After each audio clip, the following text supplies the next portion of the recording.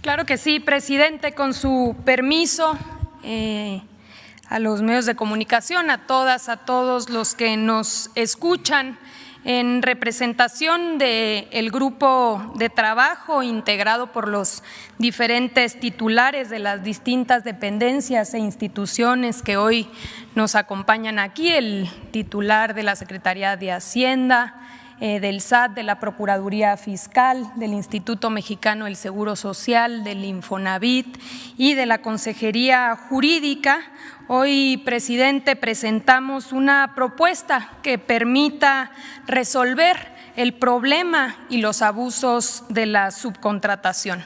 La subcontratación ha sido un tema muy discutido, aún no resuelto, a pesar de que se han hecho y realizado distintas acciones, siguen incrementando y siguen aumentando los abusos.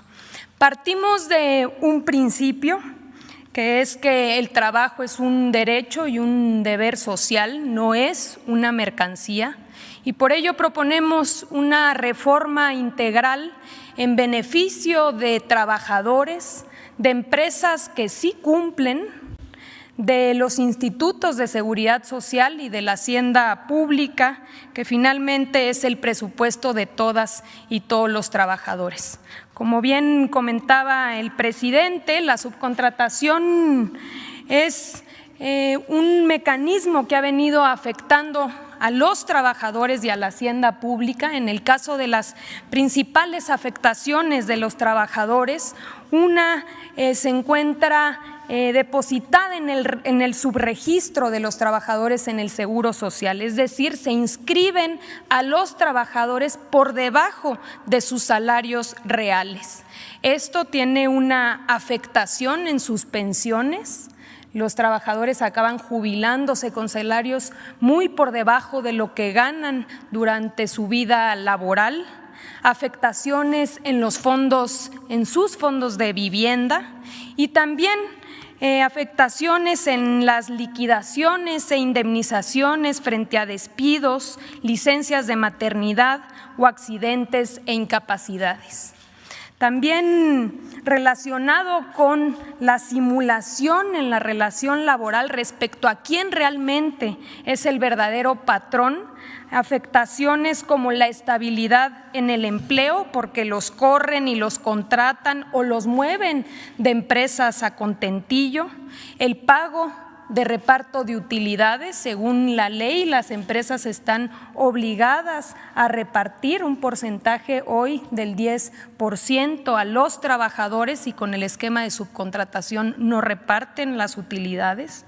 Impide la organización libre de los trabajadores y la negociación colectiva, por ende la posibilidad de mejoras salariales y también hay una afectación a la antigüedad. Adelante. Aquí podemos ver una gráfica del comportamiento del empleo.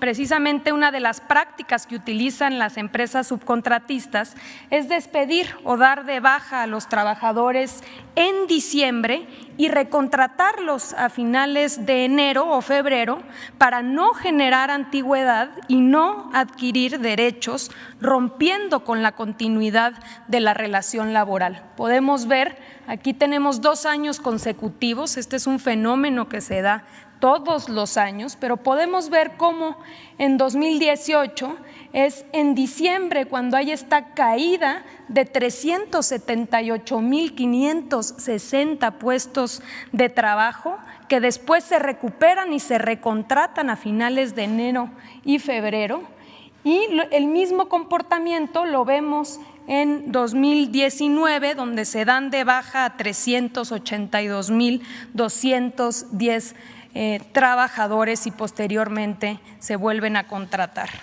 Adelante. También hay una afectación a la hacienda pública. El fenómeno de la subcontratación está mezclado, está relacionado con empresas fachadas, empresas factureras que evaden impuestos y defraudan al fisco, afectando los servicios públicos, evaden las cuotas al Instituto Mexicano del Seguro Social, afectando con ello la calidad de los servicios de salud, y evaden las cuotas del Infonavit, reduciendo así los créditos de vivienda destinados a los trabajadores. Adelante. Y también hay una afectación a las empresas que sí cumplen, porque hay una competencia desleal al abaratar artificialmente el costo de la mano de obra, tanto por el lado del pago a los trabajadores como por la evasión de los impuestos y las cuotas de seguridad social. Adelante. En 2012 recordarán que hubo una reforma que presentó el entonces presidente Felipe Calderón, ya prácticamente a su salida, donde se introdujo la figura de la subcontratación con algunas restricciones que finalmente fueron letra muerta, no funcionaron.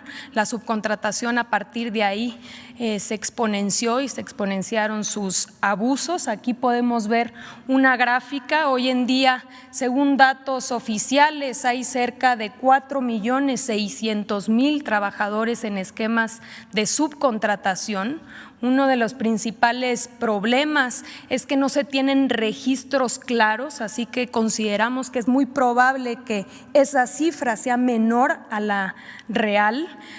Pero tenemos datos del IMSS, por ejemplo, que nos permiten saber que el crecimiento anual de la subcontratación es de 200.000 trabajadores, que la mitad del personal subcontratado labora en empresas grandes de más de 250 trabajadores y que se encuentran principalmente en industrias como la manufacturera, el turismo u otros servicios. Adelante. A partir del primer día de esta administración, hemos realizado y conformamos un grupo interinstitucional, una coordinación entre las diferentes dependencias, la Secretaría del Trabajo, el SAT, el Infonavit, la Procuraduría Fiscal, la Unidad de Inteligencia Financiera y el Instituto Mexicano del Seguro Social, que nos permitiera compartir información y ser mucho más eficientes y eficaces en la detección de estos abusos. Se han hecho varios operativos, hay sanciones y procedimientos tanto administrativos como penales en curso, pero quizá lo más importante es que nos permitió entender el modus operandi. Ya lo comentaba el presidente, en nuestro país hay un grupo empresarial, por poner un ejemplo, un solo grupo empresarial de subcontratación que cuenta con más de 250,000 trabajadores, que no tiene o no se dedica a ninguna actividad productiva, sino que transfiere estos trabajadores a otras empresas para que éstas puedan evadir sus responsabilidades. Vamos a poner un ejemplo que ubicamos en estos operativos. Adelante. Es un ejemplo real para que podamos ver cuál es el esquema. Acudimos a un hotel que está en Cancún, en Quintana Roo. Ahí encontramos 802 trabajadores. De ellos, únicamente 2 eran o estaban reconocidos como trabajadores del hotel. Operaban 14 empresas subcontratistas pagadoras, en las cuales se distribuían el resto, los 800 trabajadores restantes. De esos 800 trabajadores, ubicamos que 40 trabajadores no estaban registrados en el Seguro Social, trabajaban en la informalidad. 762 trabajadores estaban registrados con falsos salarios mínimos.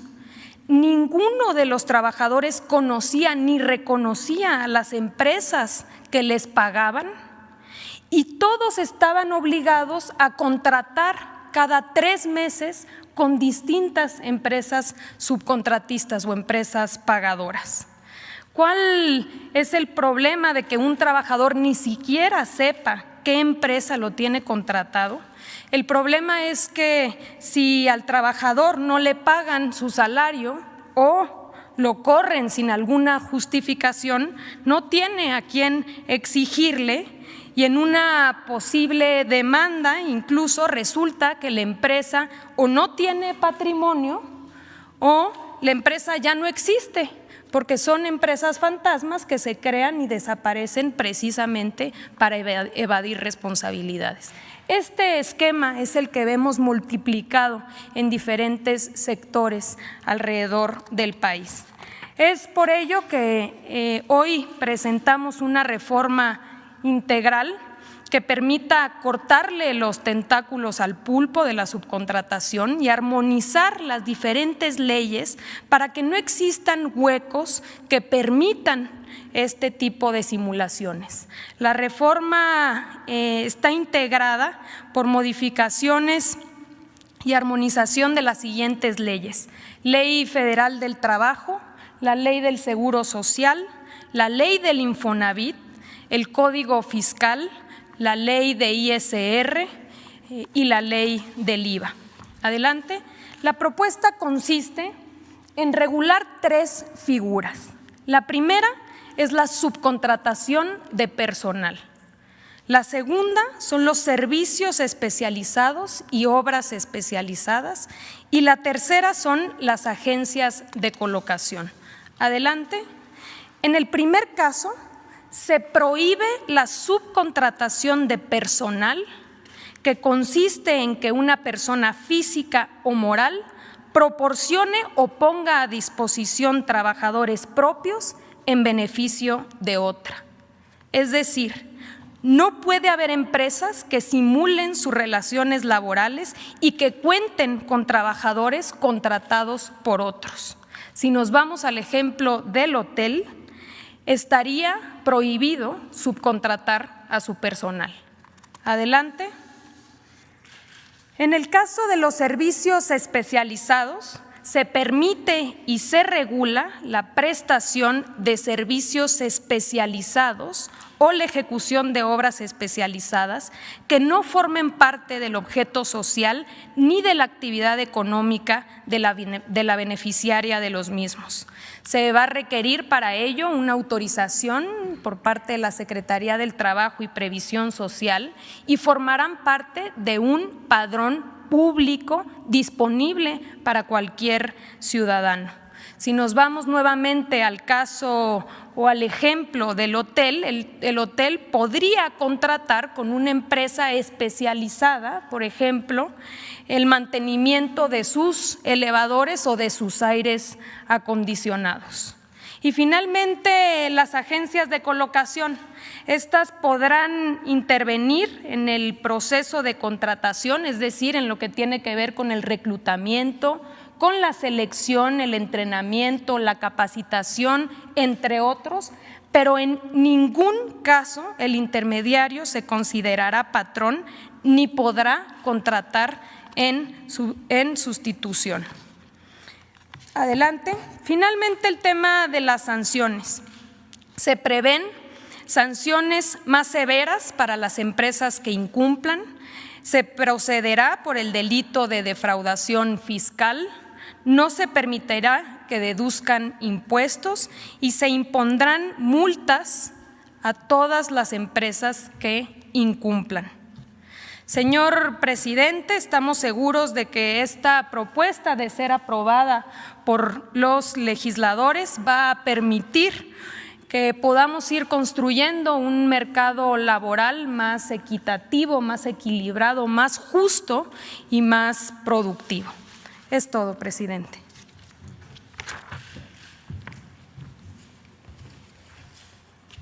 Entonces, si les parece, podemos firmar la iniciativa que vamos a enviar al Congreso.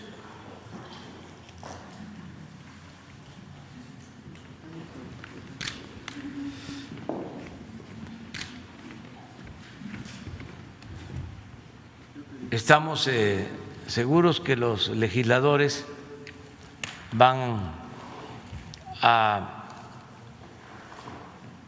analizar a profundidad esta propuesta y, en su caso, podrá aprobarse y ojalá y sea lo más pronto posible. Yo creo que es la Cámara de Diputados. La Cámara de Diputados. Sí, donde inicia el proceso.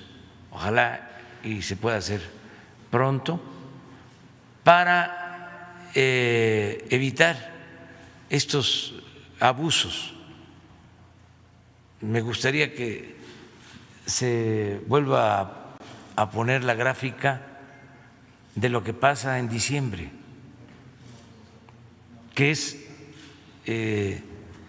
la prueba fehaciente de cómo maniobran para no cumplir con las obligaciones laborales, cómo afectan a los trabajadores y cómo también se afecta a la hacienda pública. No es posible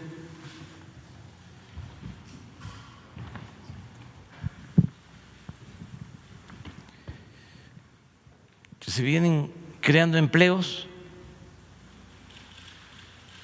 pero en el mes de diciembre, y esto viene de tiempo atrás, podríamos poner la gráfica completa, y es la misma tendencia. Y en diciembre se caen los empleos. ¿Cómo es? Estamos hablando de menos 378,000. Es casi lo que se perdió en un mes de pandemia. Pero ahí pues sabemos, ¿no? En abril perdimos 500,000, en mayo 280,000 menos que en diciembre del 18. Y vemos 19, lo mismo. ¿Cómo se explica? Es un abuso, ¿sí?, a una ley que se creó aceptando sin conceder para facilitar los trámites a las empresas que se dedicaran a producir y que no se desgastaran en los trámites laborales, pero se abusó. También es importante decir que hay muchas empresas que cumplen, no se puede generalizar. Básicamente, este fenómeno está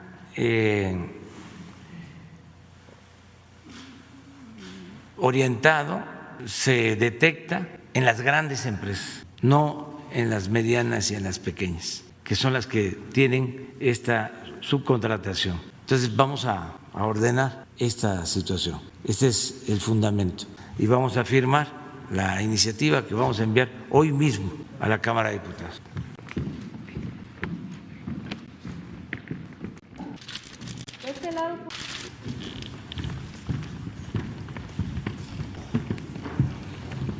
Dos comentarios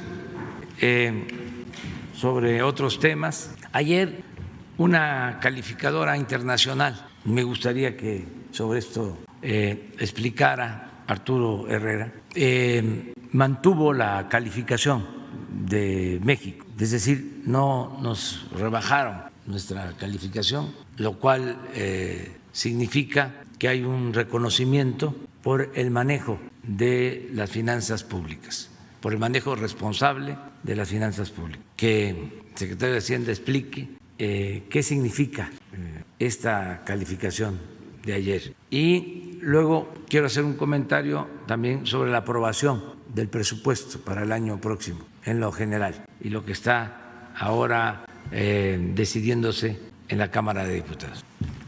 Gracias, presidente. Efectivamente, el día de ayer la calificadora Fitch Ratings mantuvo la calificación que para el país, que en la escala de ellos es BBB-, arriba de grado de inversión.